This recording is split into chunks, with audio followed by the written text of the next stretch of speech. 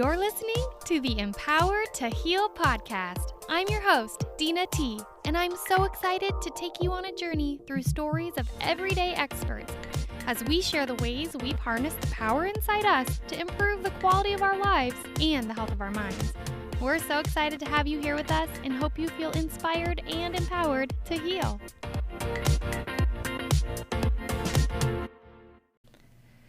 This episode is brought to you by One World Empowered. Hey there, tired mama. Do you wish you could push a reset button on your energy? Like, do you want to keep up with those Energizer bunnies that are running around you all day?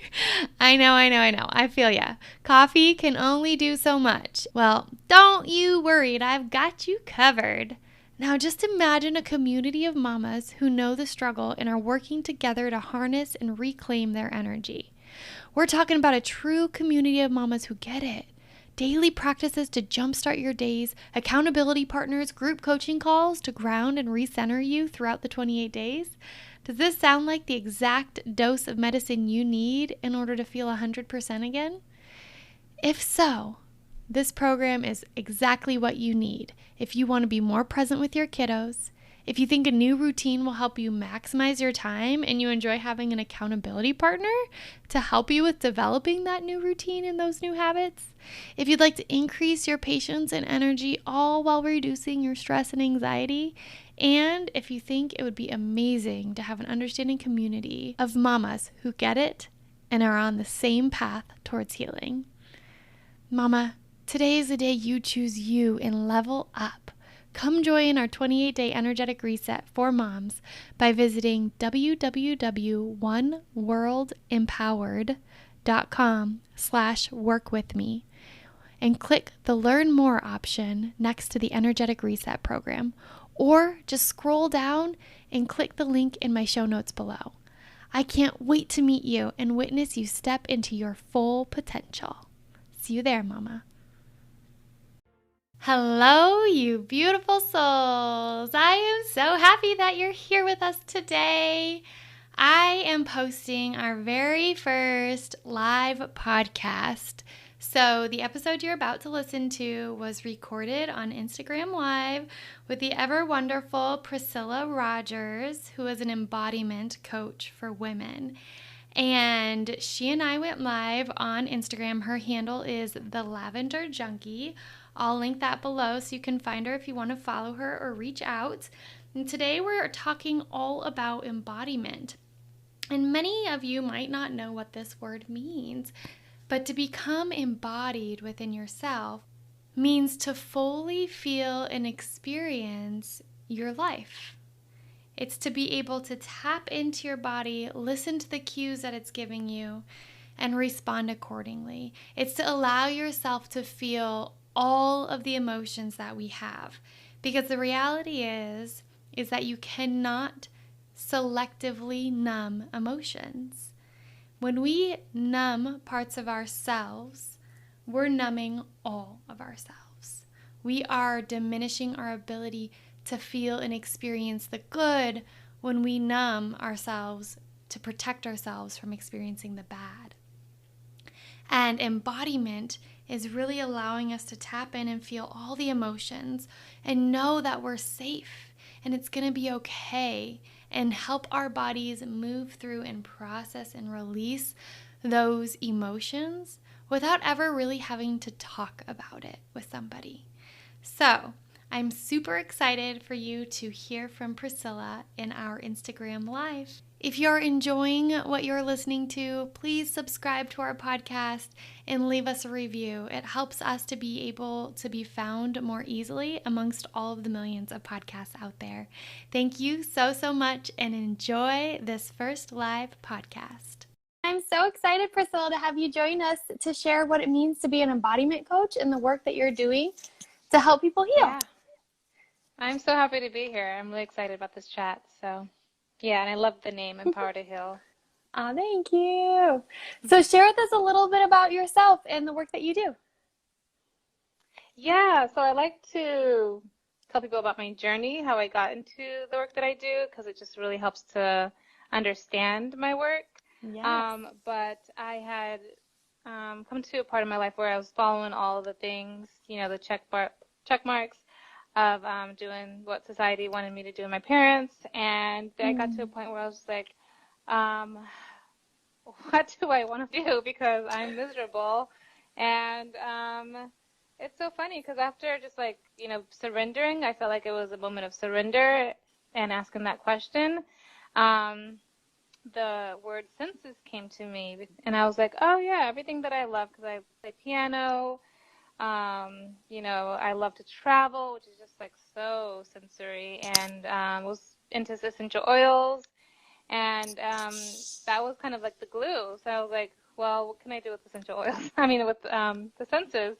That's, not something that people really do as a career choice. But I decided to just do some research on the senses, and a lot of it was scientific, which was really cool because I was down for that.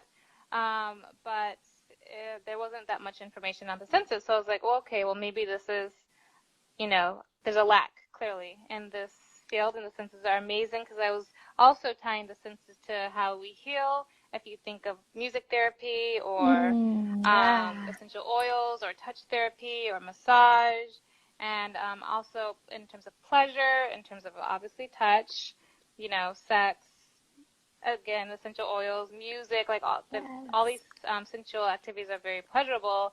And then also just in terms of connecting with others, we all know, or most of us do at least, that a baby cannot survive very long without touch. And that's the life and death sensory connection. And so it's kind of connecting these dots, and it didn't make sense that we weren't talking about the senses if they were so important, and even to the case where it could be a life and death situation. So I dug in and I studied a lot, and at first I was just reading books because embodiment at that time wasn't a big buzzword as it is now. And then I did find a training that I could do for feminine embodiment coaching, and I got trained in somatic coaching, and I learned a lot about trauma and the relation between trauma and our body, because I really wanted to dive deeper and help women specifically become more sensuous from the inside out. And so for me, that was trauma work. I absolutely love what you described with the senses. Thank you for sharing your journey.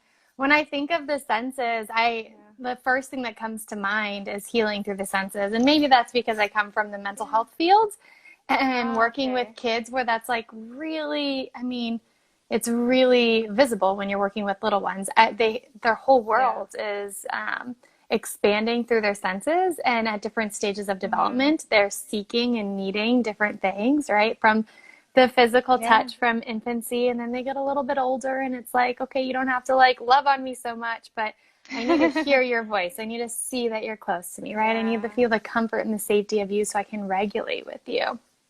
I love that you went into this world of like, okay, the senses mean so much to me. And to bring that into like embodiment coaching is just absolutely beautiful. And you mentioned the term embodiment being something that's like more popular now than it was. I still don't think it really is. So if you could take a minute to share that. Share with us what that means to you. Sure. So embodiment to me means inhabiting your body fully. It definitely means feeling and sensing your body, being in touch with your sensational aliveness. So we have not just external senses, but we also have internal senses. And this might be temperature, so you might feel heat in your tummy, or a tingling sensation in your pelvic area, or, obviously a lot of us here feel our heartbeat. We feel it more when we're working out. So sometimes that's a great way to just feel a sense of aliveness, is running or just moving your body, dancing. But our sensations are ever flowing all day long, and we can really tune in and sense them when we become more present. How powerful. It is the most powerful tool we can use to like tap into the here and now. Yes, definitely. That is so important. presence is a game changer. I can get into that, but yeah. Yeah. And you do a lot of teachings. I've seen them on your Instagram, on your reels that you have. But you do a lot of Yeah. teachings, like really short nuggets that are powerful of how we can like capture our breath or move our body to kind of feel our power or release an energy. Yeah, I've been loving Reels for that reason, and I just got a testimonial from a recent client, and she was saying how my practices are very simple but effective, and that's what I really like about it, because it's just really something that you want to do for 15 minutes maybe a day, or even 15 seconds, however long you have. You don't want to feel like you're overwhelmed with another thing to do, because I know for me, this is another reason why I started my business, is because there were so many things that were supposed to be life-changing, like, stick the yoni up there, do the yoga 7 days a week. What was that? There was like a famous hashtag that everyone was using, and I even used it once. It was like yoga every damn day. Yes, yoga It's like, every no damn one has day. time to be, a modern woman. Yes, we want to be sensuous, but we also, are juggling so much. So I wanted to make it very relevant to the times that we're living in. And also just for your nervous system, something 15 minutes a day or 15 seconds a day, accumulates over time and really helps you, versus trying something so big and then not being able to really receive it somatically. Yeah. I think something I learned when we were doing our Benchen course together was the Oh, power of yeah. like combining those easy techniques throughout the day, like simple things, combining that into a practice, whether that's first thing in the morning, whether that's like on the weekend where we had a really long practice together through Kundalini yoga. But it was Yeah, like yeah. helping you see that these little simple things have so much power to them if you open your eyes to witness it. Sometimes we Yeah. go about our busy days and we're like, breathe, breathe. What do you mean? I breathed all day. Like, what else do you want from me? That's how I'm still alive. And it's like, wait Right, a right. second, like, breathe, like, sit down, feel the air come in through your nose, feel the coolness of that, feel your lungs inflate, your belly get bigger, right? And then Yeah. let your body release it and feel the stress come out your mouth and like go away, right? There's Yeah. the mindfulness of the things that we do are so beautiful. I think Totally.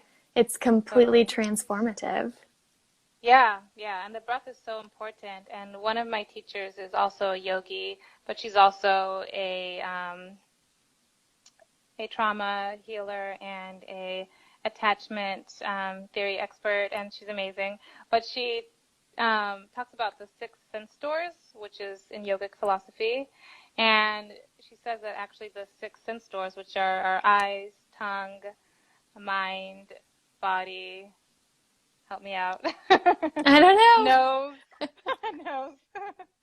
And, I always forget. But basically our senses. Okay, And, okay. our mind can be sensing as well. We live most of our time up there, but it's still something that senses our world. And so these six sense doors, breath, connects our six sense doors to consciousness. So you can also see it as a way of not just, I know we spoke about healing and pleasure and connection, but really the senses are also a way to connect with spirit and God and yourself. So that's really amazing. And, even going out in nature, like there's no way that you can't be in sensuous communion with the world when you're in nature. It just kind of comes alive. But I think we're in a lot of concrete type environments that kind of dull our senses. Especially where Yeah. I am right now, which is New York City. But I Yeah, love the and hate New York. overwhelm. Yeah, exactly. It's like sensory overwhelm for sure. hmm So as you're Yeah. talking about the senses, the philosophy you were just sharing, does that mean like I've never been able to really give word to the experience I feel when I can like sense another person's energy? Because it's not something Mm, that like they're not touching me, right? It's not something right, I'm just seeing with my eyes. It's not like they're not the typical five senses, but it's something right. that like whoo, like it takes over you when you feel an energy. What would you classify that as? Like, what sense would that be? I mean, it's definitely very energetic. Mm-hmm. But also the more in tune you are with your feelings, your inner sensations, they're called inner felt senses. So actually, I'll just tell this quick story, but there's a psychologist who came up with the word internal felt senses. I forget his name, and Rodgers, who's another psychologist, were doing a study, and they were trying to figure out what was the difference between the patients that they had that were doing really well and the ones that they weren't. And after doing a lot of studies, they found that the ones that were doing really well were in tune with their internal sensations. So, our sensations are basically our raw inner language. And then on top of that, we put language, basically feelings. Like you might feel heat in your jaw, you feel angry, you are angry. And so they're basically the building blocks for our emotions and for our feeling life, and that's what we're here to do, is feel. And so he coined that term, internal felt senses, and those are the just basically primary sensations that you feel in your body that allow you to express what you're feeling to someone else or to know. And so the more you're in tune with your own sensations, the more you're able to attune to someone else. Because we are, however you want to think of it, one big ocean, different waves, but there's that feeling of attunement. Yeah, and even the more that I dive into this work, the more I'm just like extra sensory. So I'm like, oh, I know this person's mad, and like they might, or like just subtle things, Some of it is very physical, like you might be more sensitive to different facial changes, than someone else. And they're so micro that usually you don't really, you overlook them, but the more that you are present, you can see those things, and you either mirror them or you become impacted by them. And so you help women find ways to attune to their body, right? And live within their body and harness the power within them, right? Yeah, essentially, I like to say that I guide women from survival mode to sensuous living, because that just is like a easy tagline that helps to solidify what I do, because it's a lot. But essentially what I found during this work and this, I feel like I went down a rabbit hole researching this work. But in that rabbit hole I found, at least at the bottom, was there's a lot of reasons why we aren't embodied and why we don't live sensuous lives. But one of the biggest ones that I'm really passionate about is trauma, childhood trauma specifically. And so usually when we experience trauma, we have a go-to defense mechanism. And it could be fight, flight, freeze, or appease. These are like natural. Every animal has these. There's nothing wrong with them. But what happens is that we tend to get stuck in them. And so we don't allow them to move, so they kind of form frozen tension in our body. So Peter Levine, who actually studied animals, found that the animals will naturally discharge their body when they experience trauma. So, for example, if a tiger is running after the gazelle and the gazelle escapes, they're going to shake off. And our kinesthetic sense is one of our senses, movement. And so they're moving their body, they're releasing that charge that's in their body so it doesn't get stuck as frozen tension. So when it does become stuck, which means maybe we didn't have someone to talk to about the pain that we were going through, or we were usually stuck or dependent on someone else in that situation, so we couldn't move out of that situation, whether physically or emotionally, then the trauma gets stored in our body. And we usually go to those defense mechanisms to operate in our world, and it comes up as anxiety, as social, anxiety, not being able to go out in the world, especially in relationships, they really come up as triggers. And so they really impede your life because they're for you, but they're for you for that time, not for the rest of your life. For the rest of your life, you really want to grow and evolve, and that's really what your human potential is all about. So that's what I call sensuous living, which is the goal when you're present to the raw sensory moments, which means they're not impacted by the past. You're not bringing that forward with you. And so you're really able to attune to this moment, which is alive with energy. And you're able to really, gosh, there's so many benefits, just like feel and express from those feelings, and to be able to not just be alive, but really, even desires. I was doing a reel today that will come out soon. But desires, we don't really feel our desires. And so it's when you're not feeling, it's easier to take on what someone else wants for you to do. So it could be your parents, peers, whoever, versus if you really feel something, you're usually going to act on it because it's, you keep on feeling it. It doesn't let go until, you take that impulse to act. Yes. I love what you shared about the research with the animals. And I often see that with my dog. Like she'll get like barking at the door or something like, I gotta protect.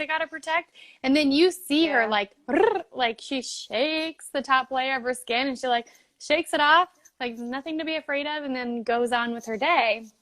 She's not traumatized, right? She doesn't hold on to the stress of someone being at the door, right? Forever. Right. And as humans, I feel like when we're small and we're infants, if we're nurtured and loved, we naturally, our bodies release that. Like we release it. If you pick up an infant, you're like, oh my gosh, they're screaming their head off and they're shaking and trembling, and you hold them up to your chest, like you breathe with them, you rock with them, and then they start to slow down and their heart rate slows down. And all of a sudden they're fine. And I see that with my 5-year-old son, where he can be like completely distraught about something, or he might get physically hurt. And it's like so quickly he's over it. He's over it and he's moved on, right? It didn't impact him forever. And then here I am when I was just talking to somebody about this the other day, where like a troll on the internet gets you and you're like, why am I down and out for the rest of the day? Like, why can't I be like my son and like move forward? Yeah. And there's someone who I love, Resma, talks about how something happens and the reaction is larger than the moment, calls for, then usually it's something that's a trigger, which means it's harkened back to the past. It's almost like an emotional flashback. So it might not be that troll was like, usually if you're in that present moment, trolls are just like, whatever, this person's a loser. But if it reminds you of something that, someone said in the playground at school, then it's going to bring up other, sensations in you, emotions in you. And you bring this all the way back to childhood trauma, correct? Yes, developmental trauma, definitely. Yeah. So tell me a little bit about the philosophy for going backwards in order to move forwards. Yeah, so if you think about it in a sensory lens, as I do, as in a bodily lens, we in that time, we're dependent on our caregivers, but we're also we need that sensory attunement. And our memory lies there in our senses, and how much we're touched, the quality, not just touch, the quality of touch. What we are seeing, what we're really engaging into this world for the first time. Even if you look at kids, the memory that we have of our trauma is pre-verbal. So a lot of people go to talk therapy to talk through their experiences, but it's on a somatic, which means body-based level, and so we have to address the body, essentially. Yes. So this is why I feel like, using the body, using the senses to bring you to sensuous living is like so genius, to be honest. Yes. But also, our nervous system is, or our fight, flight, freeze, and appease, our stress responses are part of our nervous system, but so are our senses. So I see it like kind of like a straight line, going from our trauma to sensuous living, from our survival, because we're not just here to survive. How depressing would that be? I know. We're here to live out our soul's purpose, right? Live out life with intention and experience. Yeah, exactly. And really enjoy it.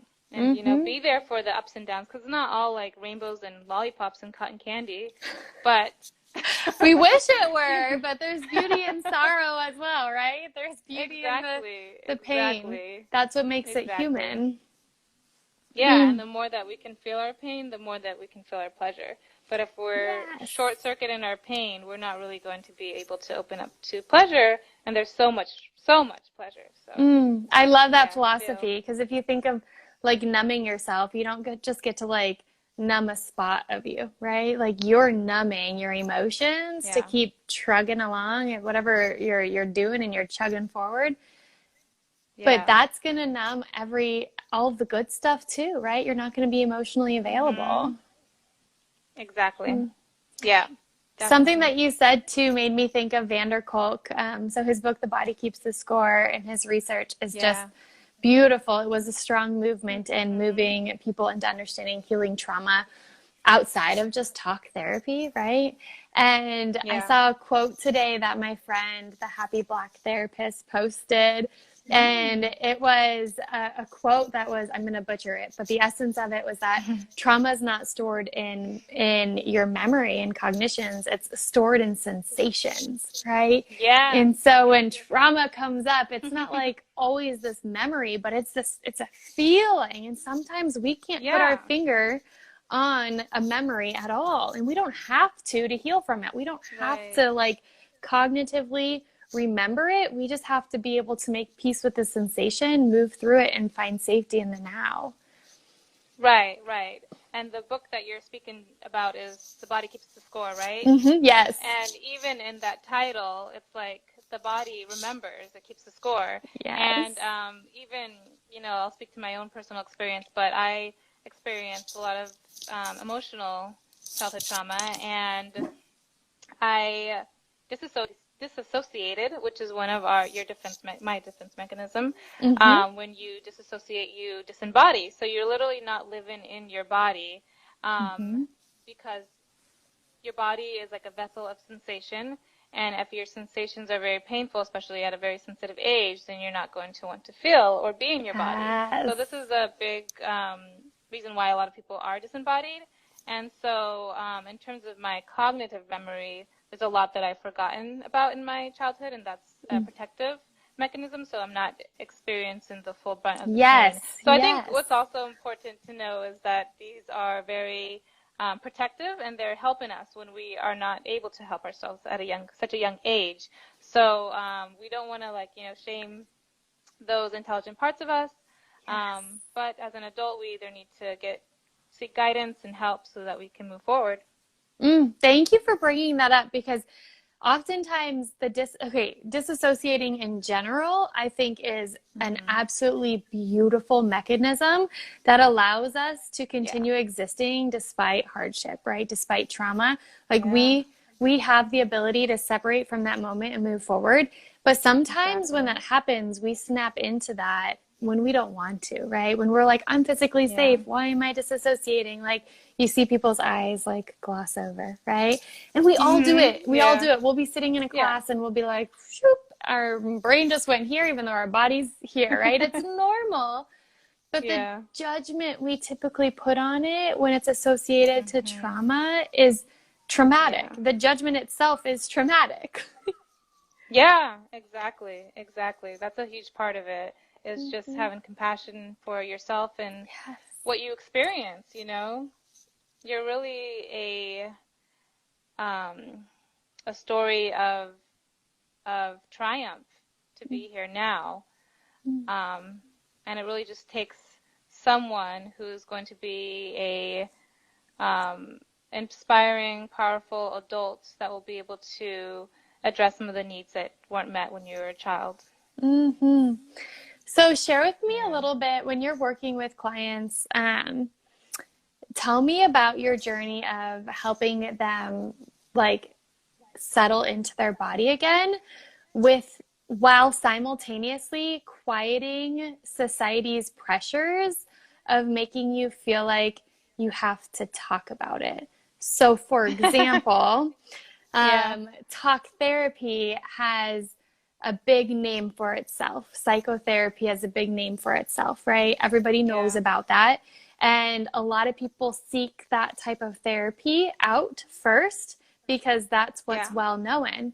And then going Mhm. to a coach or a therapist or a program that has you do embodiment based work and breath work and feeling yourself in the present moment, grounding yourself. When you go and you switch to that Mhm. modality, you can often feel like, wait a second, I'm doing the wrong thing. Why aren't we talking about this? Because society says we should chit chat about all the crap going on rather than like settling ourselves. So tell me a little bit about how you combat Yeah. that dynamic and welcome people into this new mindset. Yeah, I mean, I would say that's huge, and I love this question because it's so pivotal in my work. It's not just trauma, but as you mentioned, also our culture. Talk therapy is just also an offshoot of what our culture loves, which is the head, the brain, Yes. masculinity, that kind of go, go, go energy that doesn't appreciate our body. And our body's intelligence, and women. So we can even Mm-hmm. go, that's a whole nother topic, but we could go about how women and their bodies are very associated and how that was kind of cast aside. And so what I do is so our internal felt senses are so important.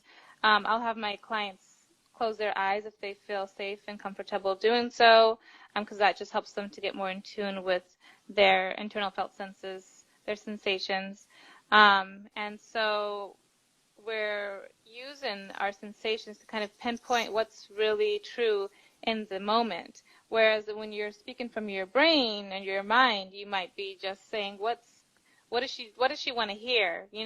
We kind of like go into another word to see survival mode versus sensuous living is to see pretense versus presence. So usually we want to do what's going to appease or please the other person. But when you get to the truth of your sensations, which are raw and, like I said, pre-verbal, so sometimes you might want to move as that sensation versus just say something. Or there's another way that your body might want to express it, through their voice, which is so powerful and beautiful, because their voices are kind of like our microphone for our emotions, helps us to communicate with others and to express how we're feeling, which is so important, especially in relationships. So yeah, I think that's the crux of it, is helping them to feel again, really, those sensations. And the more they're able to feel again, they Yeah. can actually be present with those sensations and not just Mm. like clench them or push them away. Mm. I love that. I believe so firmly that the first step to healing is finding yourself within your body. And I believe in Yeah. this to the degree that every single day starts out with practices that bring me back to my body, because I'm not going to be Yeah. able to move my days forward and navigate what's coming at me, be resilient, right? Experience and come back from hard things or do hard things that I want to do, right? Like if I don't Yeah. have this basis, and I could forever live in a world where past stress and traumas take over. And I'm somebody who I feel so blessed. I grew up with an amazing childhood. Like I had safe parents in a safe home in a safe environment, right? But I Yeah. still have trauma. And I Yeah. think everyone can say that. And that trauma still impacts me if I don't do the activities of Yeah. grounding every single day, right? All the time Yeah. I'm bringing myself back. Yeah, that's so beautiful. Yeah, and centering yourself. And I love that you said that, because it's one of my big whys, is that trauma is so taboo. And so for a long time, I didn't want to think that I needed help, especially if therapy was the only option. I was like, no, not for me.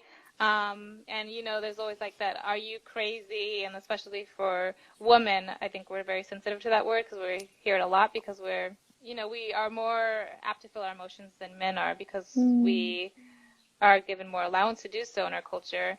But yeah, there's so many people that I've spoken to that believe that they have not experienced trauma, and you can, kind of sense it through their triggers that something else is going on underneath the surface, and it's still taboo, surprisingly. So, but we're so sensitive. So it's just kind of like our way of growing. I think can be so beautiful to address your trauma because you just grow um, so much from that.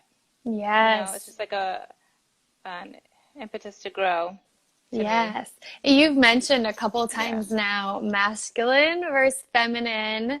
And I Yeah. want to talk all about that because these Oh man, concepts, I'll have talk a to lot. say, I know, I probably started becoming aware of like feminine approaches and feminine strength in Yeah. maybe it was in the beginning of 2020. I started a course, the Awaken Your Mm. Life course with Julie Santiago, and it was all about like feminine leadership and like Yeah. being a woman who's focused on like growing in your career and like leveling yourself Yeah. up. And she taught these philosophies of female leadership and feminine leadership.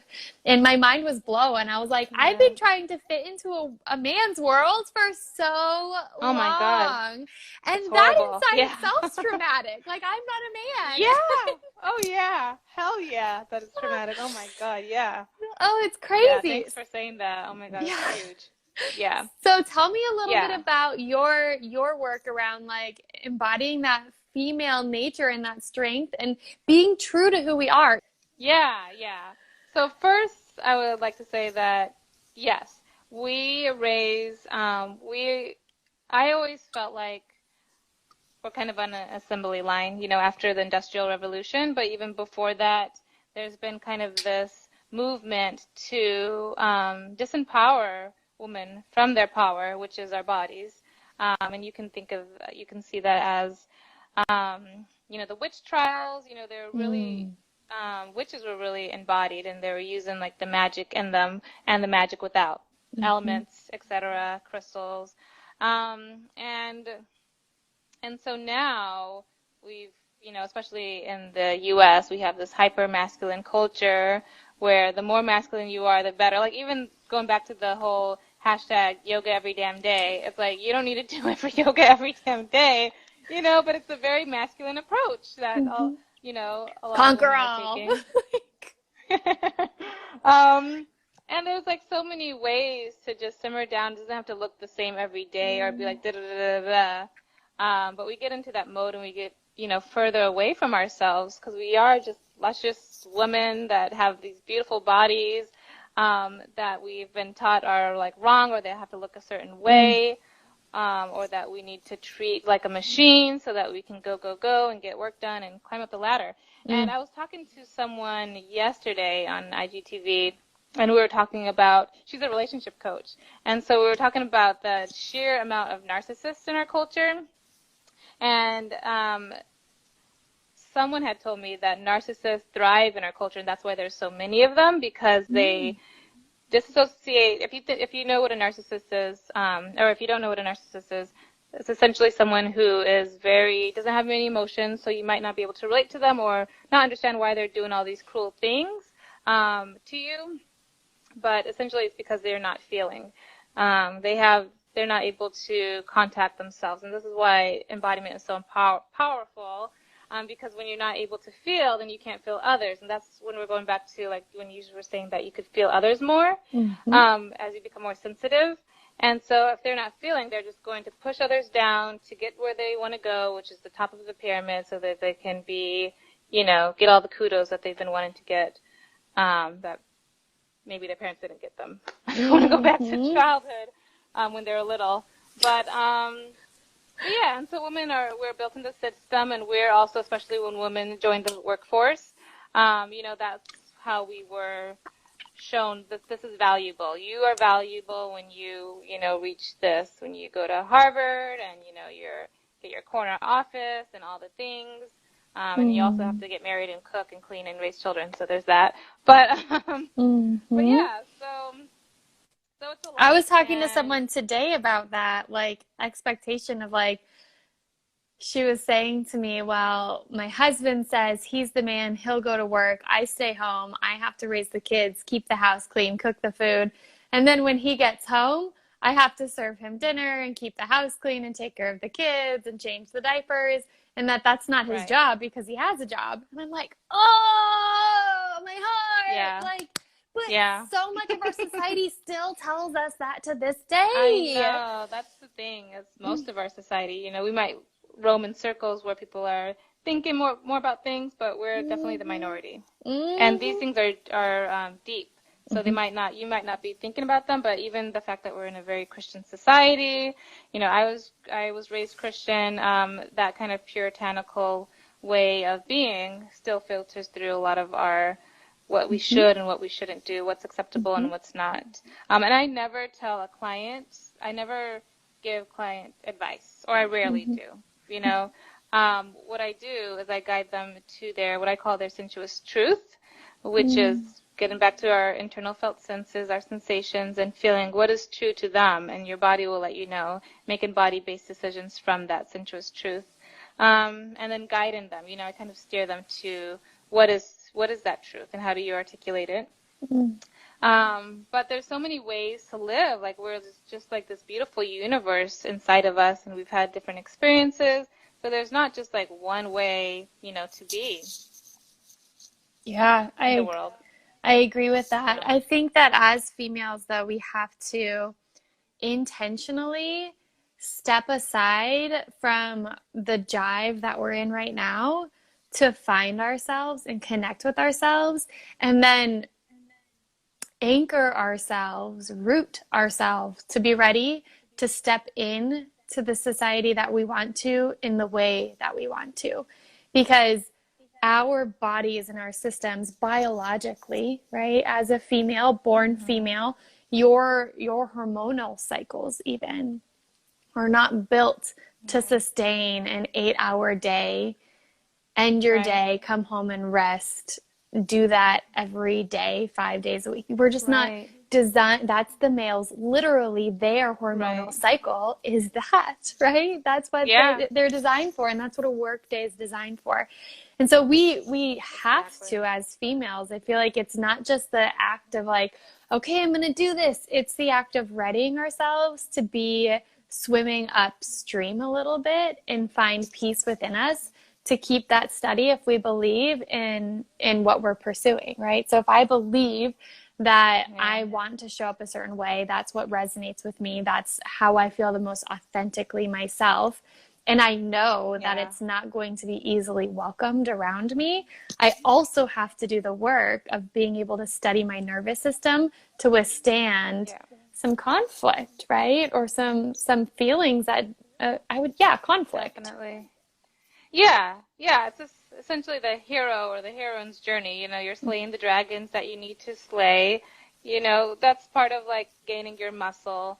Or if you think of it as like a caterpillar, you know, breaking the chrysalis to become a butterfly, there's going to be struggle in life, and that's what makes us hearty and full, and so I love that. I have a saying that I learned in a program called Patience Butterfly. Like, patience, butterfly. I remind myself of that because it takes patience to become a butterfly, and if I let myself know that journey is, it's reinventing myself, right? So true. And there was actually someone who was doing an experience and was like, why don't I just like slice the chrysalis and help the caterpillar be free earlier? And all of them died. So you already know what that means. Yeah, you gotta go through it. And you shall have the power. Yeah.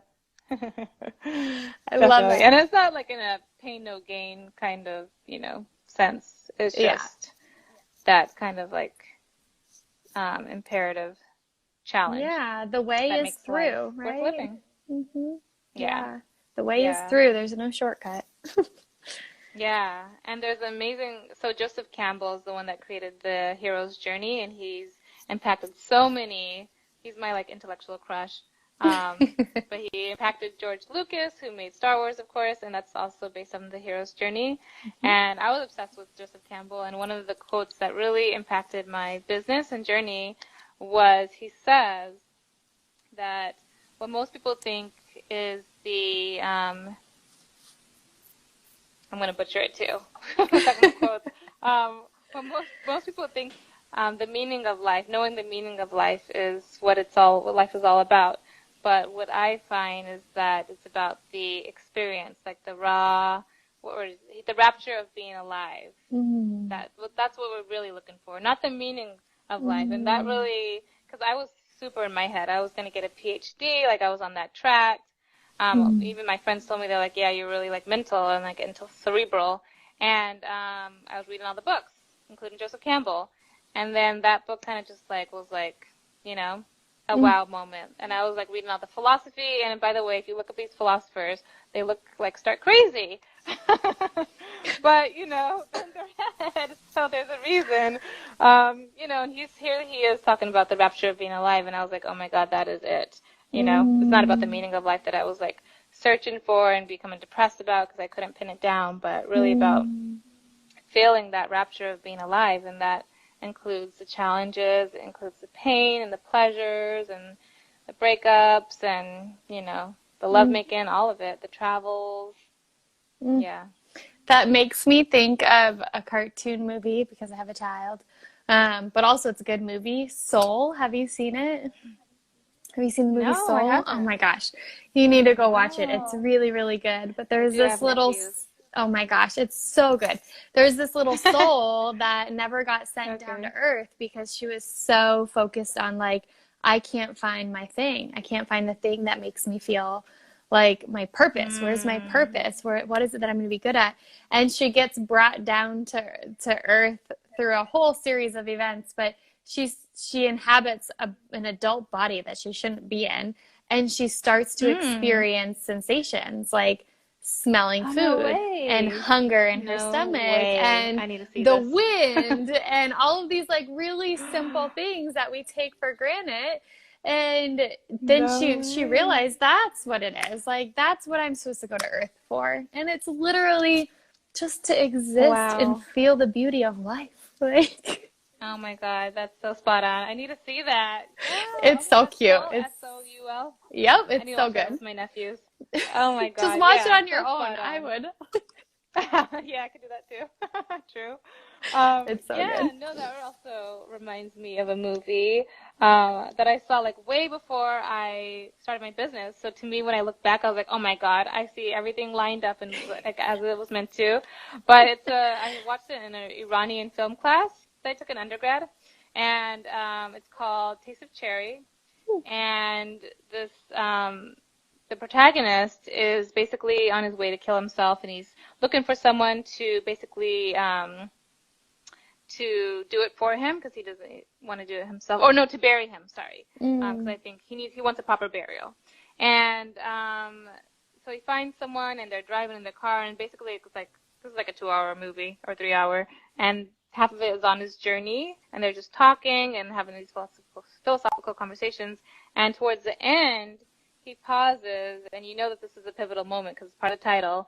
And he's like, God has given us all these things, like not even your earthly mother can give you all this stuff in her refrigerator. Like there's the taste of cherry, there's like all these experiences, and that's what life is about. And it's like in that pivotal moment, if I remember correctly, that he decides to not take his life. And the movie's called The Taste of Cherry. And so it's like those small sensory raw experiences that we have day to day. That was what life is really about. That makes us be alive because, you know, that's what we're here for. We're not zombies, which, by the way, is very popular in our culture for a reason.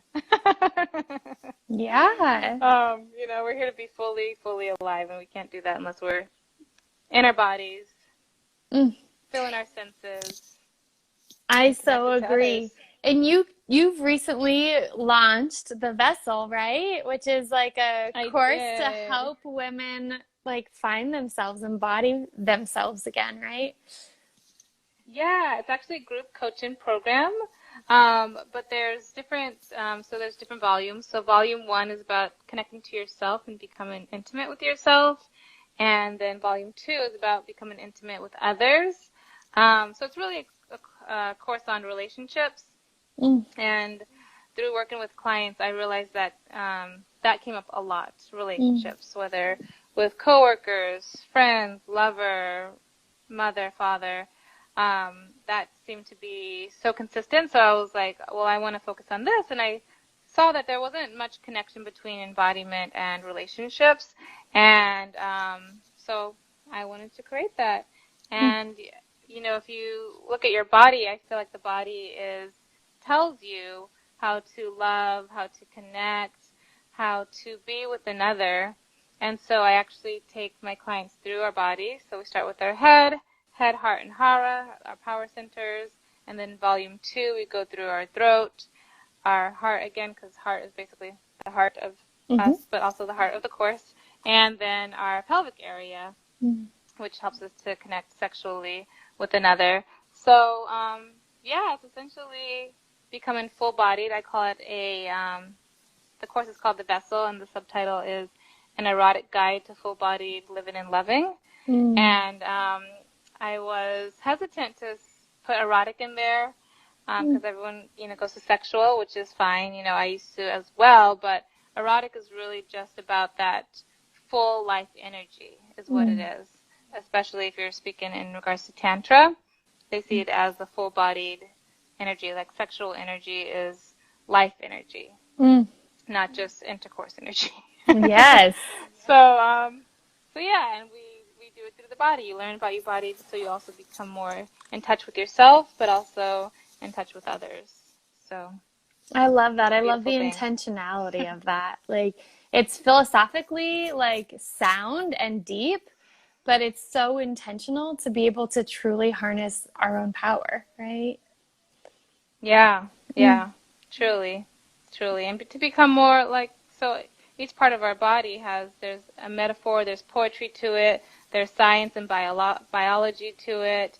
You know, I just think of, you know, thinking of my heart. You know, we say, like, I feel it in my heart of hearts. You know, it's definitely a center of truth. Or my heart beats for it. Or, you know, when your heart is beating really fast, usually it's just something that's bringing you more to life. You know, whether you just, like, worked out a lot, or you're nervous because you're going to meet someone that you like, or, you know, you're going on a date the first time, you definitely feel it in your heart. And so we go through other parts of the body as well. So you can know yourself more, you know? We're only in this vessel for a temporary amount of time, so. Yes. And how many Might as weeks well live is it. your vessel? It's 3 months. So Okay. half of that is through volume 1, which sets us up for volume 2, which is with others, and it could be anyone. So you're obviously taking yourself through the course in volume 1, and then in volume 1 you could either take, you know, if you want to workshop a relationship with a spouse, a boyfriend, a coworker, a friend, then you can do that. Or you can just bring up a situation for each time that we meet. But so it's really adaptable.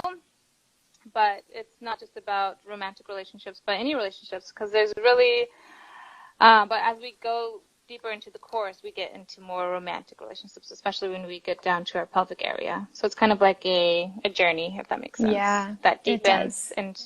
into the, I don't want to say the importance, but the charge of the relationships, because intimate relationships, sexual relationships have more charge for us. They do.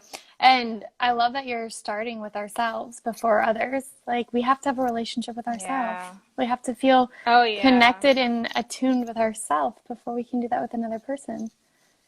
Yeah, it's so foundational. Like, things will just, your relationships, this happened to me, will just naturally become better, even if you don't learn the skills. And like the skills in volume 2 that I teach are boundaries, communication skills. But even before we get to all that polarity, when we get into romantic relationships, there needs to be polarity if it's going to be sparking, you know, awesome sex. But before we even get to that, after volume 1, you're already going to be navigating relationships with more ease because you're more in tune with yourself and you're able to operate and speak from that place versus speaking from your, you know, your triggers. Yes. So how do people find you and your course? Should they just find you on Instagram? Yeah, right now I'm just on Instagram. Okay. And they can DM me, or there's a link in my bio they can fill out. but you can simply just DM me, the vessel, I'll respond, and we can hop on a call and see if it's the right fit for you. Yay! Well, thank you so much Yeah. for sharing this. I'm going to upload this live to a podcast, and I'll include your Instagram handle in the podcast show notes so that Awesome. folks can find you there. Yay! So excited. Thank you so much for having me. This Yeah, was so much fun. it was such an honor to talk with you, and thanks for taking the time just to share your knowledge and your wisdom. And I just feel like your connection around like feeling your body, living in your body, feeling your existence, and using that to heal and move forward, whether that's your relationship with yourself and your trauma or somebody else moving through that trauma.